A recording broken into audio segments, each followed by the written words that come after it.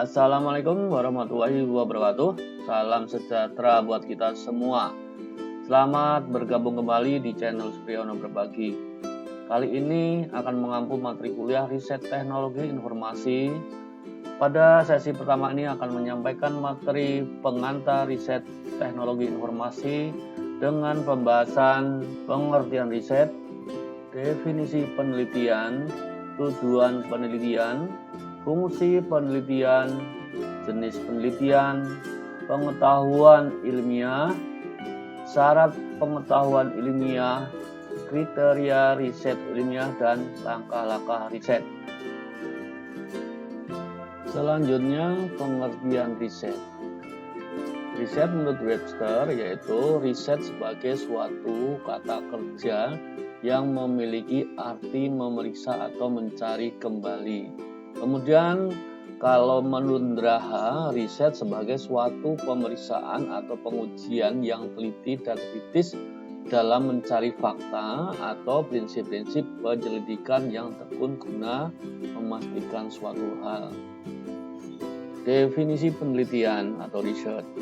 Penelitian atau riset dapat didefinisikan sebagai usaha untuk menemukan, mengembangkan, dan menguji kebenaran suatu pengetahuan yang dilakukan dengan menggunakan metode-metode ilmiah atau rangkaian kegiatan ilmiah dalam rangka pemecahan suatu masalah. Walaupun penelitian merupakan rangkaian kegiatan untuk memecahkan suatu permasalahan, namun hasil penelitian tidak dipergunakan sebagai pemecahan masalah secara langsung. Tugas penelitian adalah untuk mencarikan alternatif penjelasan atau jawaban dari permasalahan yang ada, yang dapat dipergunakan sebagai bagian dari informasi untuk pemecahan masalah. Tugas para pengambil keputusan dan pemakai hasil penelitian untuk mengintegrasikan hasil penelitian yang satu dengan yang lain dalam bidang yang relevan guna memecahkan permasalahan. Peneliti hanya memberikan informasi ilmiah lewat temuan, kesimpulan, dan saran penelitian. Penelitian juga bisa didefinisikan sebagai usaha untuk menemukan suatu hal berdasarkan metode yang ilmiah. Riset memiliki 3 hal yang penting, yaitu sasaran, usaha untuk mencapai sasaran, dan metode ilmiah. Yang perlu kita ketahui sebelum kita melakukan penelitian, kita juga harus tahu tujuan penelitian.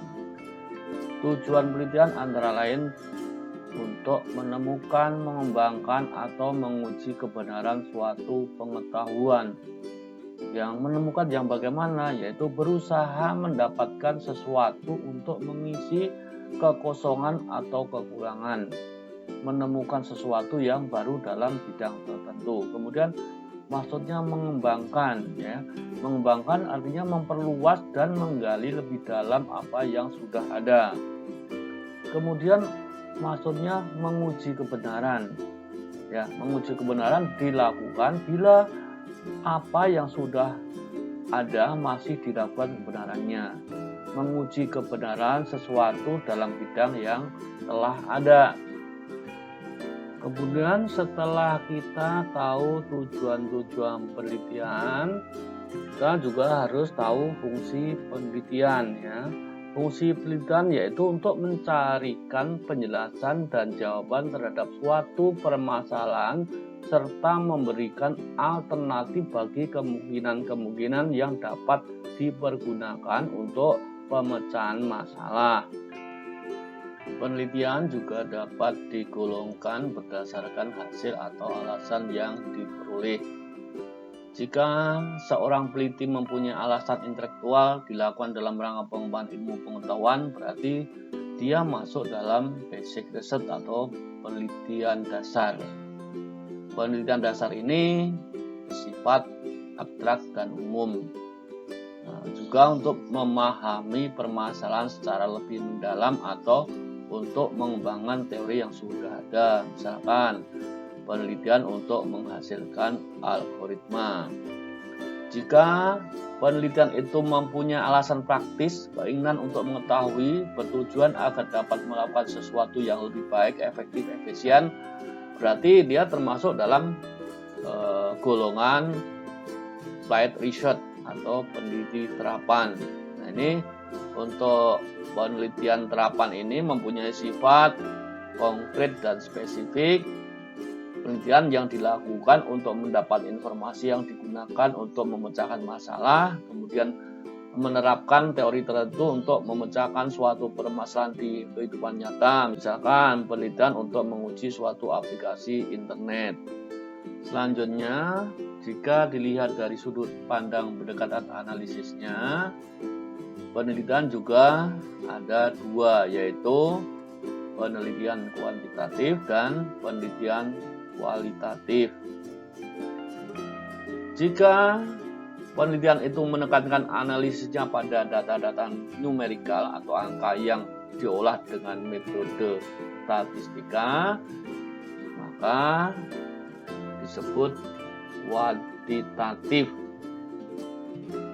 Penelitian ini juga melakukan pengujian retest terhadap teori yang sudah ada sehingga hasilnya bisa berupa penguatan, bantahan, atau modifikasi terhadap teori tersebut. Kemudian kalau penelitian kualitatif itu, penelitian ini menekankan analisisnya pada proses penyimpulan deduktif dan induktif serta pada analisis terhadap dinamika hubungan antara fenomena yang diamati dengan menggunakan logika ilmiah. Penelitian kualitatif juga menghasilkan suatu konsep, teori, atau metode penelitian. Jenis penelitian juga ada yang berdasarkan bidang yang diteliti. Jenis ini antara lain penelitian sosial dan penelitian eksakta. Kalau penelitian sosial secara khusus meneliti bidang sosial seperti bidang ekonomi, pendidikan, hukum, dan sebagainya. Sedangkan penelitian eksakta itu secara khusus meneliti bidang eksakta seperti bidang kimia, fisika, teknik, teknologi informasi, dan sebagainya. Masih mengenai jenis penelitian. Jenis penelitian berdasarkan tempat penelitian antara lain field research atau penelitian lapangan, kemudian library research atau penelitian kepustakaan, dan laboratory research atau penelitian laboratorium. Penelitian lapangan yaitu penelitian yang dilakukan langsung di lapangan. Kalau library berarti penelitian yang dilaksanakan dengan menggunakan literatur atau perpustakaan dari peneliti sebelumnya. Kalau laboratori berarti penelitian yang dilaksanakan pada tempat tertentu atau lab, biasanya bersifat eksperimen atau percobaan. Kemudian jenis penelitian yang terakhir yang dibahas di sini adalah penelitian yang berdasarkan kedalaman analisisnya, yaitu penelitian deskriptif dan penelitian inferensial. Penelitian deskriptif melakukan analisis hanya sampai taraf deskripsi, menganalisis dan menyajikan faktanya secara sistematik. Kemudian uraian kesimpulan didasari oleh angka yang diolah tidak terlalu dalam, seperti analisis presentasi dan kecenderungan. Kemudian kalau penelitian inferensial, yaitu analisis hubungan antara variabel dengan pengujian hipotesis. Kesimpulan penelitian lebih dari data kuantitatif. Kemudian dalam penelitian inferensial juga dalam mengambil kesimpulan dapat memperhitungkan faktor peluang kesalahan. Penelitian harus mengandung unsur pengetahuan ilmiah. Apa itu pengetahuan ilmiah? Pengetahuan yang benar dapat diperoleh dengan beberapa cara, salah satunya dengan menggunakan ilmu. Sesuatu yang bersifat ilmu adalah ilmiah. Ilmu yang diperoleh dari hasil penelitian atau studi disebut ilmu pengetahuan. ilmiah itu harus memiliki kebenaran. Kebenaran ilmiah harus dapat dilihat dari sisi bahwa ia sesuai dengan fakta dan aturan, objektif, masuk akal, dan memiliki asumsi-asumsi. Kebenaran ilmiah harus memiliki metode. Metode ilmiah bersifat empiris, keputusan-keputusan diambil berdasarkan data empiris atau pengalaman yang benar. Kemudian apa syarat pengetahuan dikatakan pengetahuan ilmiah? Pengetahuan disebut ilmiah apabila memenuhi syarat-syarat sebagai berikut. Yang pertama, objektif. Yang kedua, bersifat luas. Yang ketiga, bersifat dalam. Yang keempat, bersifat relatif. Yang kelima, dapat diabstraksikan. Yang keenam, dapat dikonkretisasi. Yang ketujuh, berupa sistem. Yang delapan, berkembang. Dan yang terakhir, memiliki disiplin dan metode instrumentalis. Kemudian pengetahuan disebut ilmiah jika bersifat objektif, maksudnya jika sesuai dengan kenyataan. Kemudian pengetahuan disebut ilmiah jika bersifat luas, maksudnya jika ia bersifat sempit maka jika diperluas dapat terjadi bahwa kesimpulan-kesimpulan menjadi keliru, tapi tidak sebaliknya. Kemudian selanjutnya, pengetahuan disebut ilmiah jika bersifat dalam. Misalnya, suatu masalah timbul, cara berpikir untuk mengatasi masalah tersebut tidak hanya pada cara pragmatis, tetapi mampu sampai kepada penyebab masalah dan mencari alternatif pemecahannya. Syarat pengetahuan ilmiah bersifat relatif. Maksudnya, ia bersandar pada asumsi-asumsi tertentu, di mana bila asumsinya berubah, maka nilai-nilainya pun ikut berubah. Contohnya, jika rekan-rekan berjalan di dalam kereta api yang sedang melaju ke arah belakang, dilihat dari dalam kereta api memang rekan-rekan semua bergerak mundur. Tetapi kalau dilihat dari luar kereta, maka akan terlihat rekan-rekan sedang bergerak maju. Hal ini terjadi karena perubahan asumsi cara pandang saja. Kemudian syarat pengetahuan ilmiah itu harus dapat diabstraksikan. Maksudnya seperti diketahui bahwa suatu ilmu tertentu sebagai suatu sistem tidak akan terlepas dari ilmu lainnya, sehingga ilmu-ilmu ini akan menjadi satu kesatuan ilmu pengetahuan. Oleh karenanya, satu ilmu dengan ilmu lainnya harus dapat diatur atau dipisahkan sebagai satu ilmu yang berbeda. Syarat pengetahuan ilmiah harus dapat dikonkretisasi. Artinya, kalau ada pertanyaan mengenai ilmu tertentu, walaupun dengan pola pertanyaan 5W-1H, what, why, where, who, dan how, maka akan dapat dijawab secara konkret. Terus syarat berikutnya harus berupa sistem. Artinya, suatu ilmu akan memiliki kaitan dengan ilmu lain. Ia juga melakukan transformasi, memiliki input dan output sesuai dengan definisi sistem. Kemudian syarat pengetahuan ilmiah harus berkembang. Maksudnya bahwa dunia yang semakin maju dan berkembang ini menjadikan masalah-masalah menjadi lebih kompleks. Oleh karena itu, ilmu tertentu yang dibuat pada masa lalu dan berasumsi pada situasi masa lalu perlu disesuaikan dengan situasi saat ini dan situasi akan datang. Syarat pengetahuan ilmiah yang terakhir adalah harus memiliki disiplin dan metode instrumentalis. Dalam hal disiplin, misalkan ilmu X akan dipakai oleh ilmu Y untuk mengaplikasikan suatu riset, maka hendaknya perlu diperhatikan terminologi ilmu X pada ilmu Y.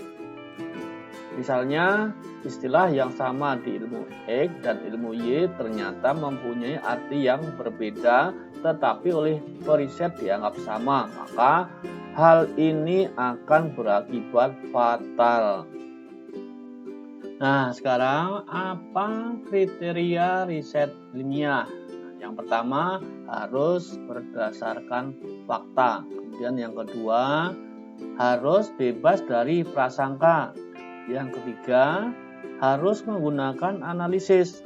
Yang keempat, harus menggunakan hipotesis. Yang kelima, harus menggunakan ukuran yang objektif. Kemudian yang keenam, harus menggunakan teknik kuantifikasi. Kriteria riset ilmiah harus berdasarkan pada fakta, maksudnya berdasarkan fakta yang nyata, bukan kira-kira, legenda, atau semacamnya. Kemudian yang kedua, harus bebas dari prasangka, maksudnya bebas dari sudut pandang yang subjektif, tapi benar-benar berdasarkan alasan dan bukti yang lengkap dengan pembuktian yang objektif. Kemudian kriteria riset ilmiah yang ketiga, harus menggunakan analisis, maksudnya masalah harus dicari sebab-sebabnya serta pemecahannya dengan menggunakan analisis yang logis. Kriteria riset ilmiah yang keempat, harus menggunakan hipotesis. Sebenarnya hipotesis ini hanya berguna dalam hal membantu peneliti dalam hal menuntun jalan pikirannya untuk mencapai hasil penelitiannya. Yang kelima, harus menggunakan ukuran yang objektif. Maksudnya, selama melakukan proses penelitian, tahapan-tahapan hasil yang dicapai dapat diukur dengan alat ukur objektif. Yang kelima atau yang terakhir, yaitu harus menggunakan teknik kuantifikasi. Maksudnya, dalam pemakaian data yang masih dapat dikuantifikasikan, harus dilakukan juga pengkuantifikasian itu. Jauhi ukuran-ukuran seperti sejauh mata memandang, menurut hati nurani, dan sebagainya. Sampai di sini materi yang saya sampaikan, kurang lebihnya mohon maaf. Sehat, sukses selalu buat rekan-rekan semua. Assalamualaikum.